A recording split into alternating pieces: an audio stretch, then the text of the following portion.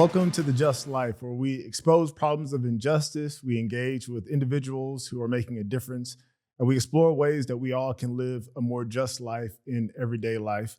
I'm Benjamin Watson, and I'm joined with Jasmine Crowe-Houston, who is a social impact innovator. She's a TED Talk speaker, but she's most importantly founder of Goodr, which is a company using technology to reduce food waste and fight hunger. She's going to talk about something that I think is important to all of us. And sometimes, Jasmine, we don't look at the issue of hunger as a justice issue.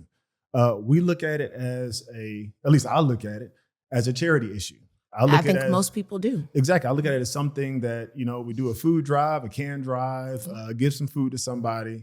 But you specifically, and we'll get into it, taking it upon yourself to do something through technology. Yeah.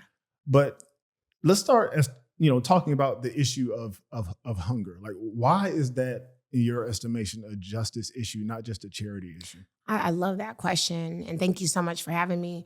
I like to think of myself almost as like a food justice advocate because, one, I believe that everybody deserves to eat. And when you think about how many people don't know where their next meal is going to come from. So tonight, let's say 42 to 47 million, the statistics for 2024 haven't quite came out. But in 2023, 42 to 47 million people go to bed hungry every night. Living food insecure. Yes, living in the United States, food insecure. And about 13 million of that is probably children.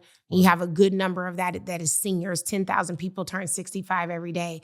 If you think about the fact that they may have worked their whole lives, and now they set their retirement, when the price of eggs go up, their budget doesn't go up. What they get every month doesn't go up. So then they have to tighten their belt, and they're going without on such a mass level that it's really disheartening. And I think if you think like me that everybody deserves to eat, then not having food is then a justice issue. Because why do I not have access to food? And everybody in this country really makes the world go round, right? We've not seen a pay increase for minimum wage. And I want to say the last time I looked, it was maybe 15 something years. Wow. It's like really insane. But the cost of everything's gone up. Yeah, I remember getting eggs for 99 cents a dozen. And I was at Publix the other day, and I feel like they were like $6 something. Wow. So just think about that. So it is a justice issue. It just shouldn't be. We shouldn't be okay with living in a country where people just don't eat, where kids don't eat unless they're at school and getting free breakfast and lunch, and then they go home and they don't live by a grocery store. They're living in a food desert or a food swamp. And so they're often buying their groceries from Family Dollar, Dollar General, or, Ben's grocery store, which also sells liquor and cigarettes and lottery tickets. And so you're not getting the freshest food. You're paying for a lot of processed food at a higher rate. So even if you are using your SNAP benefits, now you're spending them faster because what you would pay for a gallon of milk at a Publix versus what you're going to pay at a corner store is sometimes double, triple the price because you're paying for the convenience of it being there. So we have created a world in which the poorest people pay the most for food or they don't have it at all. And that is a justice issue. Okay. Food swamp. Yes. Okay. I know the food desert. I've heard about the food desert, understand how that happens, whether it's through residential segregation, different zoning laws can create food deserts, lack of economic opportunity, businesses being pulled, all those sorts of things. All those things. What's a food swamp? It's very similar to a food desert, but it's very much more so like you're even greater distance in a way. A traditional food desert is maybe you're within 10 to 20 minutes from a grocery store. If you think of a food swamp, you could be an hour from your nearest grocery store. And I think that term, I'd have to double check. I think it was originated in Louisiana, the food swamps. Of course. But I think people, so the food bayou. The bayou, but you could be an hour, 30 minutes each way, 40 minutes each way to the nearest grocery store. And do you have any idea, you may not know this off the top of your head, but how many food swamps, or how common is it for a state to have a food swamp or food desert? It's becoming more and more common. If you look around, there are a lot of grocery stores closing. A lot more people are going into food delivery, which for I think a lot of people, it seems like so easy and like, I'll just get food delivery. Everyone doesn't have internet. Yeah. Everyone doesn't have the ability to go on to a phone to order. I mean, that is a very real issue. I'll give you an example because we were just talking about this last year. Goodr did one of our pop-up grocery stores in Winfield, Louisiana, which is about an hour and 30 minutes outside of Alexandria, which isn't the biggest city. So this is like, you have to kind of know it's out there. Yep. And we, about a week before the event, maybe let's say within the week of the event, we only had like 2 or 3 families that had registered, which is not a lot. We were expecting like 500. And I remember calling our partner and saying, hey, no one's registered. He was like, oh, they don't have no computer out there. Like, but they're going to be there. They're going to be there. And they were. Wow. But no one had pre-registered for the event. We make a lot of assumptions. We make a lot of assumptions. And not even when it just comes to, food, hunger, those sorts of things. But we just make a lot of assumptions, especially we think that everybody has the same access to all the things that everybody else does. And hunger a lot of times isn't necessarily about, just not having food. It's about having access. Yeah, it's huge. I mean, I like to think that Goodr is solving a food system that's broken. And so I think we're solving food insecurity and the fact that we have free grocery stores that we operate inside of schools, communities, where we're feeding a certain number of families every single month and providing them access to food, whereas they otherwise couldn't afford it or they go without it. We also are solving food accesses. We're putting these grocery stores a lot of times where there's not another grocery store, or in a sense where a family maybe doesn't have access to a vehicle. Now we put the free grocery store inside of the school that the kid rides the bus on every single day. So now they have the ability to pick up food and bring it back to their homes. And then food waste in a sense of we're making it to where this perfectly good food, billions of pounds, 80 billion pounds of food we waste, 40% of all the food we produce in this country, 2% of all US GDP is spent on food we never eat.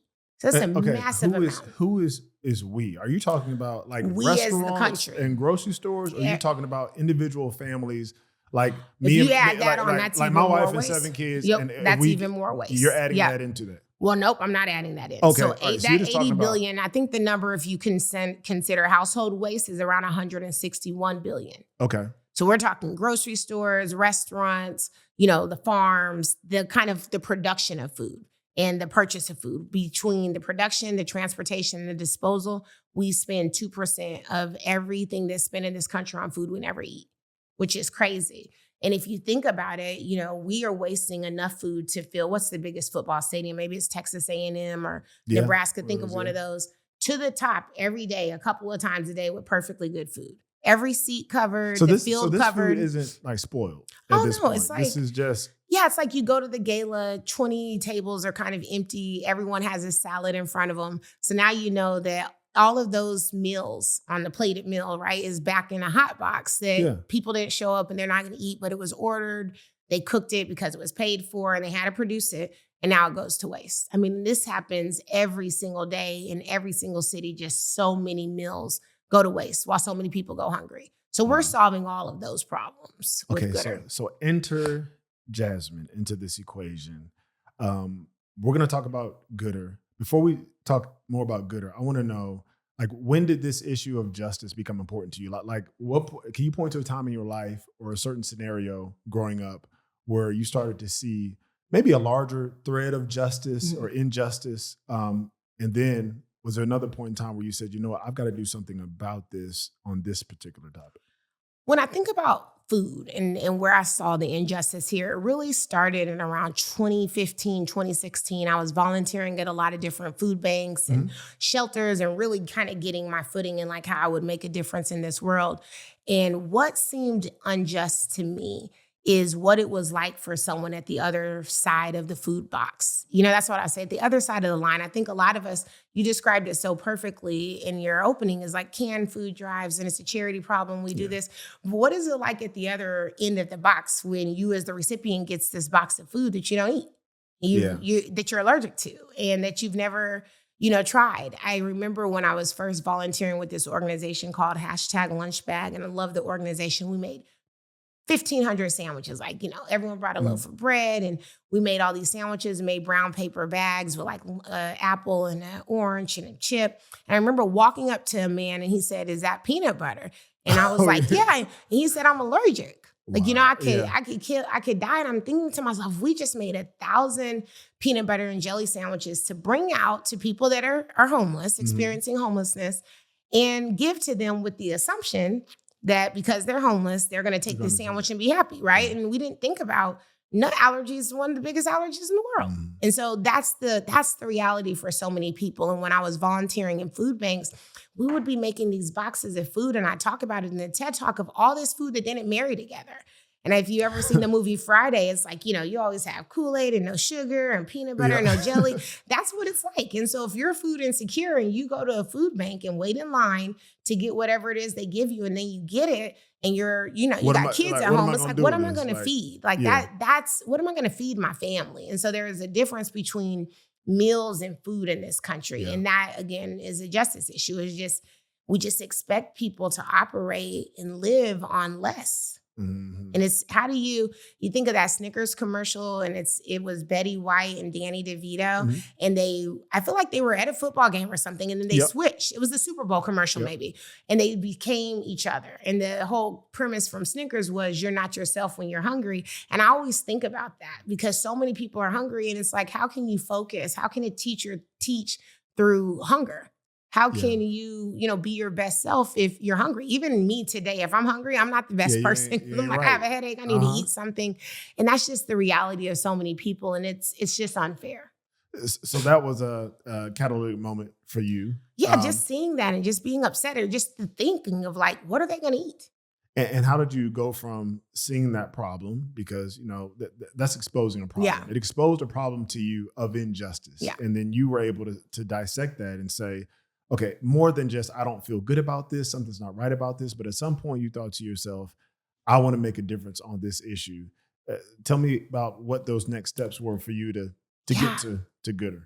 It was so much that happened. So I was already feeding people that were experiencing homelessness on the streets, and had been doing that for 3.5 years. In a video. In what way? You were just going? I was hosting pop-up grocery stores. Yep. So I would rent tables and chairs and linens, and I would print out menus and like let people feel that they were dining at a restaurant. That was kind of my way of like giving back.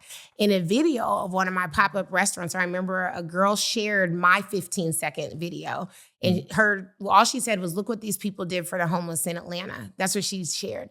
Woke up like 6 million views, and everyone's like, this is so amazing. God bless you. Who donated the food? This is like, where'd you get the food from? And I'm thinking like, I cooked all this food, like literally went to several different grocery stores, created a menu, had the menu designed, printed the menu, like did all these different things. And so I'm like, I need to figure out getting food donated. Mm-hmm. And so I Googled, and instead of finding out like restaurants that donate food, I learned about food waste. And saw how much food was going to waste, which we just spoke about. And I was like, this is crazy. And that's kind of where Goodr was birthed. Like, how can I do something better or gooder with this food? I love it. I want to go back a little bit even further. Yeah. Because you were already feeding people. Yeah. You were cooking. A lot of food. You were cooking a lot of food. Every weekend. You were doing all this stuff, cooking this food. Why was feeding people important to you in the first, take me back to little Jasmine. Like, did she just see the power of food? Like, what was it? My dad told me, he took me to Washington, D.C. one time, and I saw homelessness and just saw and asked him, he said the whole flight back, I must have asked him 1,000 questions. Like, why don't they have a home? What's going on? And I think at that time, D.C. was probably experiencing a larger amount of like homelessness, and particularly veteran homelessness. And my dad's a veteran as well. Okay. And so I think he talks about that. I don't remember that. He talks, this is me 7, 8 years old, like a young Jasmine. But I just think seeing people experiencing homelessness on the streets when I moved to Atlanta, something just pulled on my heartstrings. And I just don't know what it was. I didn't grow up particularly hungry. I mean, my parents struggled. My parents were high school sweethearts, married at like 20 and 21. Actually, maybe they were married at 19 and 20 and had me at 20 and 21. Okay. And we definitely had our struggles. I mean, my mom went back to college when I was a kid. She was like one of the first people to graduate from University of Phoenix, because she was working full time, going to school at night in their night classes. And so a true humble beginnings is where I come from. But I do recall having food, and I just recalled just wanting to feed people and like learning to cook in college when I couldn't afford to go home one Thanksgiving, Yeah. And I mean, with a Betty Crocker cookbook, like following recipes and making food for my friends that couldn't go home on Thanksgiving. And I still have pictures. And we just made so much food. I mean, we literally must have made like a ham, a turkey, a pie, all these different side items for like 5 people. And that's when I learned to cook. So a mixture of just seeing a problem, knowing that I can fix it by cooking, and just doing it. It's kind of all when it started. You just did it. I think what's really amazing is, you did something. And I would imagine that as you did something, people saw that, obviously, from the viral video. Yeah. But there was also always this work beforehand, before that video even happened. Yeah. And I think a lot of people are wondering, they're kind of in the monotony of doing good without people actually knowing about it. But it seems that your foundation in doing good, doing justice, now is allowing you to do even more on a larger scale. Yeah, I think you can't do the good work for reward. You got to do it for the work to be done. And that's always kind of how I thought. I remember when I first started feeding on the streets, I had a food bank that would let me come and get food donations. And I would use that to make the meals.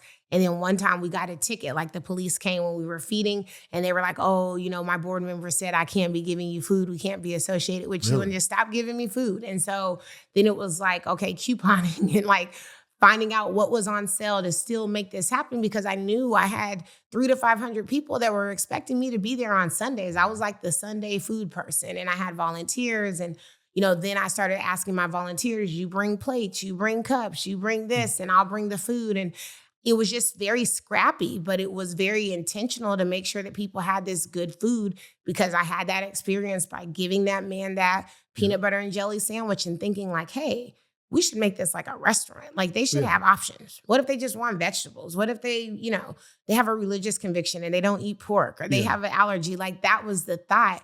And then it has since transformed into that same thought of getting food to people in a dignified fashion. So you and Goodr, you're sitting kind of at the intersection of, there's a charity component for sure. There's a justice component, but there's also this really cool technology component that I think is really interesting, because you're, utilizing, technological innovation to solve a huge injustice problem. Huge. So how did you transfer from, the cooking, the feeding people, to now, scaling to a whole company through the use of technology? Like, what is that technology and how did you utilize it? It was such a journey. I remember when I first had the idea I want to create like a Uber Eats or a DoorDash in reverse, where businesses, when they have excess food, they request a pickup. We'll get it picked up. We'll deliver it to nonprofits and people like me that are feeding people. That was the idea. Thousands of people probably told me, you're crazy. Investors laughed in my face. Nobody believed it could happen. I entered a hackathon, so I'm not a technical founder. I had the idea, but it was very much drawing little rectangles and like, this is the chef, this is the person that puts in the order, like envisioning it that way. But I entered a hackathon with some Georgia Tech students.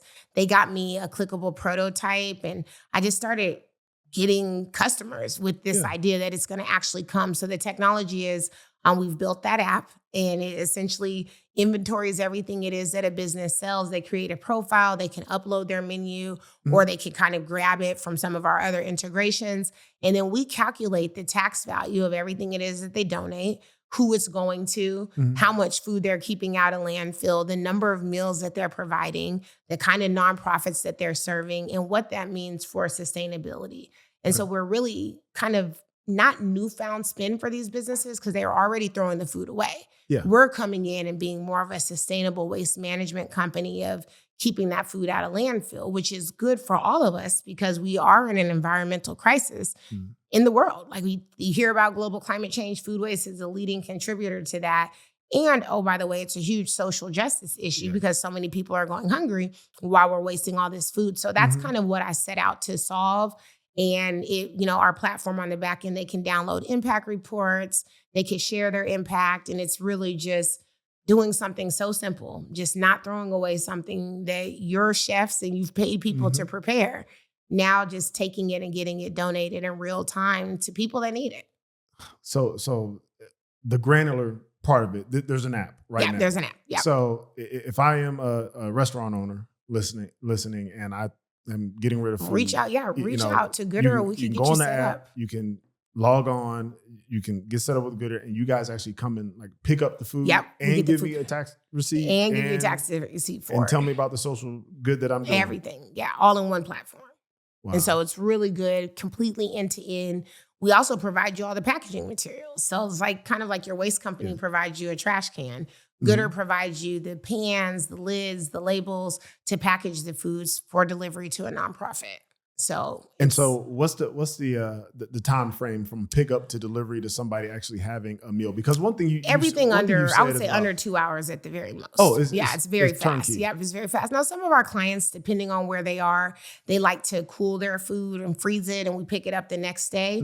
And that kind of could seem a little longer, but for the most part, it's like, hey, we have excess food. I mean, we get calls all the time like, we've got 1,000 box lunches, or we have 50 box lunches, and we could get that picked up and delivered to a nonprofit in minutes. Okay, so on the consumer end of it, you deliver to nonprofits. Do you ever deliver straight to people's door? Because I think I saw something recently in Atlanta where you were delivering actually to elderly people in apartments. And that's one of our, that's good question. So that's the food waste side of our business. And then during the pandemic, birthed the hunger solution side of our business. So if you could think about it, all of our customers stopped work with us in 2020 because their offices were closing. So we were serving mostly, convention centers, arenas, corporate cafeterias, and all of that was gone. Everybody's working from home. So for the first couple of weeks, we were really busy. We cleared out all the corporate cafeterias, and then we were dead until we got a call from the Atlanta public school system.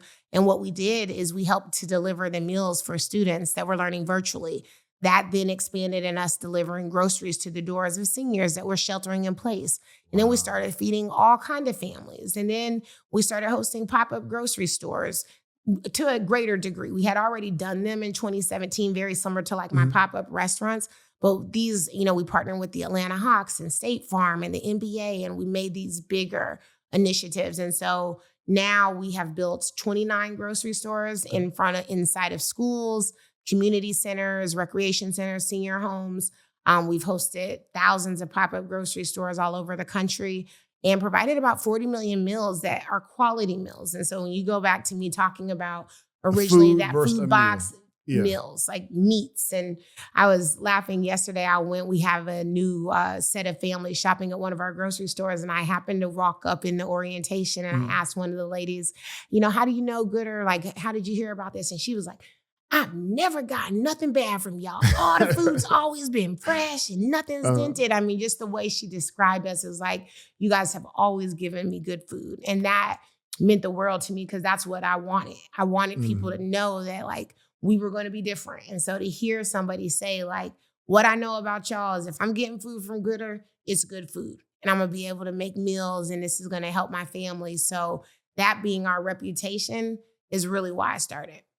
How do we change the narrative when it comes to fighting hunger? Because so many people, myself included, and food banks are great. I mean, everybody has a role to play. Like everybody's not going to be Goodr. Everybody's not going to be, a food bank. Some people, giving a canned good here and there for the school. I mean, it is important. There's a larger play here. But obviously, the more holistic way to do justice for those that are experiencing hunger, the 13 million children in the United States that are experiencing hunger, is a more holistic, systemic approach. But that's going to take America changing the narrative. Changing the mindset. The mindset of what it means to combat hunger. Yeah. How do we do that? How do we change the culture first?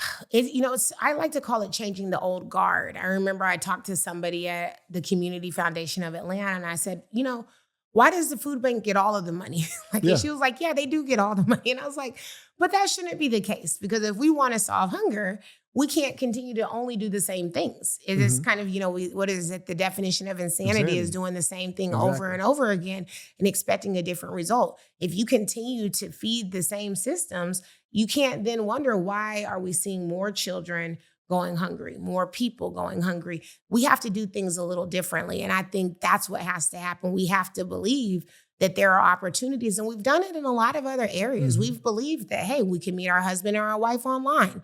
People we don't know can come and pick us up and take us to the airport and, know where we sleep at with our kids and our families. Like, you think of all the innovation, but with hunger, we still believe that the way it will be solved is we're going to do these canned food drives and we're going to give to the food bank, and that's what's going to happen. And that's a part of it, but it's not the only way. Just like people still go to restaurants and order food to go and pick up, but that's not the only way they can get food. People still meet their husband and wife in school, but they also meet them online. And so I think that's the idea of like just being open to there being more than one way to solve the problem. And so we do have to change the thinking of this is how it's always been, especially if the problem still exists. Now, if we were able to say we only give them money and because of that, nobody goes hungry, then what we're doing is working. But if we can't say that, we have to start looking for other ways. So if it's not working and the problem still exists, and you've got very smart people in large corporations, organizations that are combating hunger, but the problem still is growing, it's not shrinking, who is benefiting from it continuing to grow? It's almost like, and I mean, that's we can just guess. And that's why I call it justice. But it's kind of like who's benefiting from there still being people hungry. If we can solve it, it's almost like, do we want to solve it? Oh, I look at it as they want to pacify it. Because if they wanted to solve it, it's just like, listen, one, it's a poverty issue. You pay people more money. They have more money. They can afford more things. So that would be, hey, let's just increase the minimum wage. That opportunity has been there for many, many years. It hasn't happened, right? We're still at $7.25 or 35 cents an hour, which is crazy. After taxes, maybe $800. We're talking people have to live and eat and do everything off of. And maybe only 3% of people actually make minimum wage that are adults. But even still, we need to be paying people more money. I think who benefits from it is the people that rely on the systems. And a lot of that is if you look at kind of who funds the food bank, there are some really big employers, the Walmarts of America, the Kroger's, et cetera. And they have people that work at their stores, but also depend on food banks because they don't make enough money to live. And so there's a way to kind of say, well, because we give food banks money, we're helping to feed them as well, as opposed to just paying them more and they have more access. So nobody benefits because when people are hungry, things start to happen. If you have an America with no food, you have a big problem.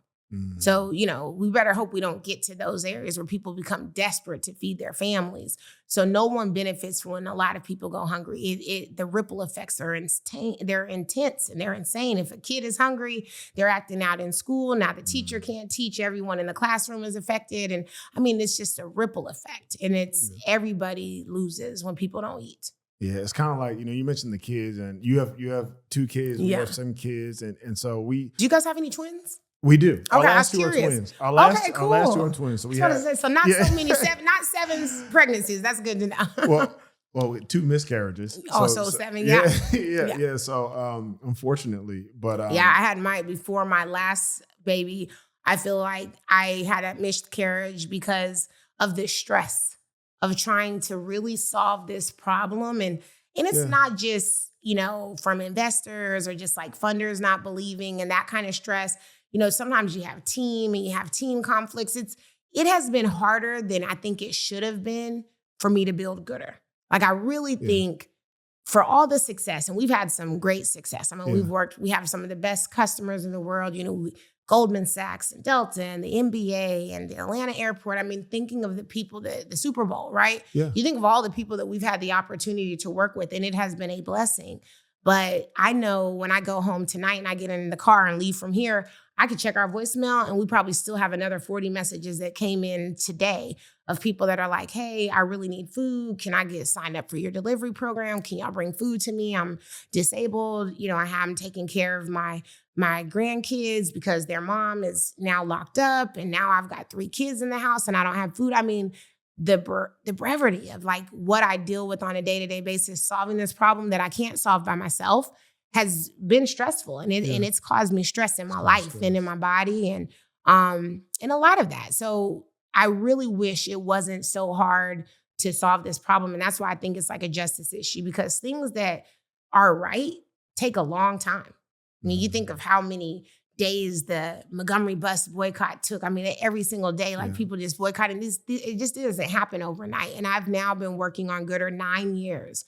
I started working on this in 2016. So, have I done what I wanted to do? I think originally I had set out to, Goodr to provide 1 million meals. I remember I had a post-it on my window, like, we're going to feed 1 million people. And me thinking that was so many, and it was. And, and I'm grateful to have provided over 40 million meals and counting to people, but I still have to do more and I just can't do it alone. So that's been the craziest thing about the journey. But, I really fought for it and I continue to.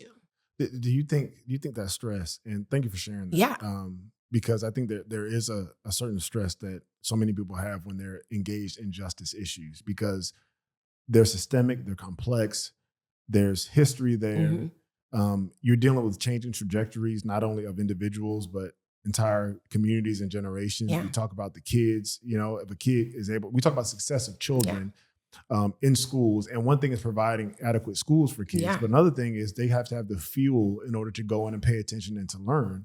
And too many children are hungry, as we mentioned before. And they're hungry. And then don't be the 13-year-old that has the little brothers and sisters, because now you're worried about your hunger, their hunger. I mean, you start to take on a level of stress and trauma that you shouldn't even be worried about at 13.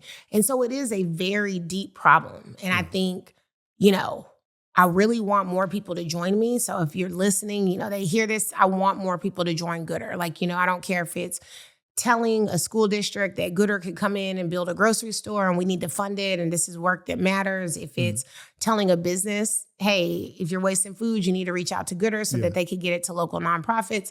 It shouldn't be this hard to do good. Yeah. So do you think some of the opposition is just, or the stress is just from the gravity of the issue, how big it is? Or have you faced certain roadblocks that you feel like you shouldn't have faced? Meaning, I faced a lot of roadblocks. I think fundraising was a big one. I seeing some of the largest cities, their food bank maybe receives $200 million a year in donations. And Goodr, at the height of the company, have ever kind of operated off of maybe 1% of that. So just think of that. That's just the need is so great. Food is expensive. If you think of what it is to go and get groceries for your family of 9, and how much money you need. Now you just think of the 300 million people in this country. And now I need billions. I'm writing a book that will come out next year called Feeding Hope. And in doing some of my research, I was reading this book called Charity Water from the founder of Charity Water. And in the background, I read the back cover of it. It says, since 2009, he had raised $750 million to bring access to clean water to people. And so I'm thinking, I should have raised, billions to bring access to food to people, because the reality is everybody doesn't have clean water yet. I mean, let's talk about Flint. Let's talk about Jackson. But they've raised that's here in the U.S. They've raised $750 million to do that. And so the need for what I need to feed people is far. So a lot of the funding roadblocks, the mindset that we talked about, those are kind of some of the roadblocks that I think have made it harder. If we look at the policy level, because there's the individual, there's the charity, there's the nonprofit corporations. But from a policy perspective, are there certain policies you'd love to see enacted, certain pieces of legislation that would help with food injustice? For certain, In Italy and France, it's illegal to throw away food. Businesses actually get fined. It's illegal it's illegal. They could get fined up to 10,000 euro a day if they don't donate to local NGOs. Really? So I would love to see something like that. That just would make it a requirement. I'd like when you go get your food license that you have to designate 2 different nonprofits that you would support with any extra food that you have. Even if you never do it, it should be part of the requirement that you're not going to waste food, so that you think about it. So, I would love to see that be a policy. I would love to see more children get free breakfast and lunch at schools. New York became the 9th state in the country to do it, the 9th state in the country to offer free breakfast and lunch to students at school. I mean, that should be universal. Kids should go to school and they should get free breakfast and lunch. What do we pay our taxes for? This should be. The question is always who pays for that? Then it comes down to this red-blue thing, but. Yeah, it doesn't matter. Our kids are eating. That should be the basis of the. I would love to see every state do it, because the reality is, if 9 states can do it, 50 states could do it. It's New Mexico just provided free daycare and lifted 1.2 million people out of poverty, just providing free daycare. Because people could go to work. Because people could work. So now you have a better economy. So I don't know who pays for it, but if the outcome is that the world is better, then let's do it. So I would love to see stuff like that happening. Free meals, and, maybe seniors don't go hungry and kids don't go hungry. I mean, it's just no one that works every day should go home and go hungry, or neither should their children. Are people listening? Well, not people. Are the people that have the levers of power? Even here in Georgia, we can just start here. That's where you are. You're in Georgia. I mean, is our legislature or our policymakers listening? You know, I've never worked on the state level of Georgia. It's so crazy because I was on the governor's kind of community affairs committee during the pandemic, and we didn't really do much. I mean, we had a couple of meetings, but it's kind of like I want to do more in South Georgia and other parts of Georgia. So I have this desire to get out and get around, but I don't think so. I mean, if people were listening, people wouldn't be going hungry to the levels. I wouldn't have, 900 calls a week of people asking for food.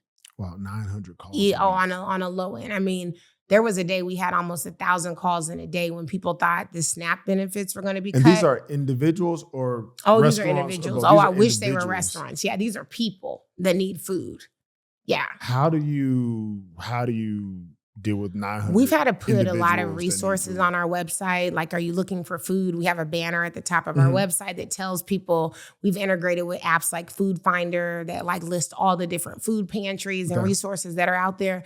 But it's like we're trying to give people hope in their darkest hour. And the only way we really could do that is through food. So we need more funding and more partners and more people to support us, but we just can't meet the need. I mean, it's the reality. We just can't meet it. And it bothers me because I set out to solve that problem. Yeah. You're solving it. I am solving it. You're solving it. We talked a lot on this podcast about, issues of justice and how large they can be, and that sometimes you feel like you're not splashing the water. Like you feel like you're in an ocean and you're not making any difference. And as someone said that, you don't, the answer or the act that we make to solve the injustice doesn't have to be as big as the scale of the injustice. And so we can all do something in some way. Like we can't make sweeping changes because we don't have that ability and the problems are so big. But too often it discourages us from even taking one step forward. And when I look at you, I see somebody that took a step forward. Yeah, I see somebody that cared. Number one, you had empathy. The road that you traveled to prepare you for that place was at the perfect time for you to take a step in order to do something that nobody else was doing. So as you look at hunger in America, if everybody was to do one or two things to live the just life when it comes to ending hunger in America, what would be some things that you would encourage people to do? One thing I would encourage people to do is find a senior and feed a senior. Every weekend, I send food to both of my grandmothers and my great aunt. And it's, Uber Eats, it's delivery. What do you guys want today? It's Zaxby's, it's Olive Garden, it's Mexican food. But I, am talking to them and, it's the highlight of their week. They probably plan that meal all week. They heard my aunt and my grandmother. I know she's like, well, we're going to do Mexican today. And Sarah wants this. And, it has been a joy of my life to feed them every weekend. And I don't know what I have to do, but I figure it out, like using points and coupons. And I buy at Costco, I buy the $100 Uber Eats gift card for $79 to basically save $20. Every single time I send them food a couple times. So I'm really encouraging people to feed the seniors because, again, as I talked about at the beginning, their money doesn't change. If they are set to get $3,000 a month, that's all they will get. So when eggs go up to $7 and, peaches are $5.99 a pound, whatever ends up happening, that's when they start to make cuts. The other thing is I would say is really advocate for your communities to be part of solving that food system. So that could look like, hey, are our food banks giving fresh produce? Are they giving meat? Do they have access to those things? The businesses that you work at, what are they doing with their excess food? Where you go to school, what are they doing with their excess food? If you find that they are indeed throwing it away, talk to them about Goodr, talk to them about their local gleaning organization, the food bank in their city. But we can't just be okay with knowing that so much food is going to waste while so many people are going hungry and not doing anything about it. And then I would say, talk to your senators and, your House reps and really say like, hey, people in my district are going hungry. What are we going to do about it? How do we know if people are going hungry? Because quite honestly, the reality is it happens. I talk to so many of us is living our own lives. We live in our own lives. Where do we go to find out that, okay, in our area, there are people that are going hungry? You could look at something that happens over there, not here. Yeah, at this point, you could go to ChatGPT and say, listen, what is food insecurity in my community? And they'll probably give you bullet points and everything. I talked years ago to the mayor of Beverly Hills, and I thought to myself, nobody's going food insecure in Beverly Hills. And he said to me, you'd be surprised. Wow. So don't think that it's a zip code. If people are going hungry in 90210, that was my favorrit show when I was a kid. Then people are going hungry in Atlanta. They're going hungry in Chicago, everywhere. What about churches? Because churches do a lot of work. Churches do a lot of work, a lot of philanthropy. They have a lot of influence. across the nation, especially in city centers like Atlanta. What's your advice for churches when it comes to food insecurity? I mean, I think churches need to be involved, be a steward, like literally if you have a food pantry, if you're doing, food giveaways, making them often, you should be a resource. Every church should be a resource. And Goodr works with a lot of churches as our donation partners. Okay. Yeah. Okay. So the landscape, when it comes to justice and injustice, what's your vision as far as, policy wise? Mm-hmm. How can we end this? We talked about some policy initiatives, but more what I'm getting at is how long is this going to take? Like if all the things happen that you think should happen from a policy perspective, individual and churches, when could we expect to see changes when it comes to how many people go to bed hungry every single day? In a day? perfect world, if everything folded up, I mean, we could see it the next day. I mean, literally, if we could reduce food waste by just 15% in this country, just 15%, not 100%, 15%, we'd have enough food to feed 25 million hungry Americans. We reduce it 50%, the number goes up. So it can be solved. Money can solve it. Some of the wealthiest people in the world, could solve hunger if they wanted to and still have billions of dollars. Yeah. So it can definitely be solved. I mean, I wish I had a timeline, but I don't know if I'll do it in my lifetime, which is why I wrote a children's book to try and encourage more and more kids to get involved. I'll definitely make sure I get you guys one. Please. Because it needs to happen, and I just don't know how it will if we all don't get involved. Yeah. I've never been hungry, some people might say. I've never been hungry. I know it happens. I feel like it only happens in this part of the world. It doesn't happen here. Okay, now I hear that it's happening here. If it hasn't happened to you, how do you encourage people to have some sort of empathy?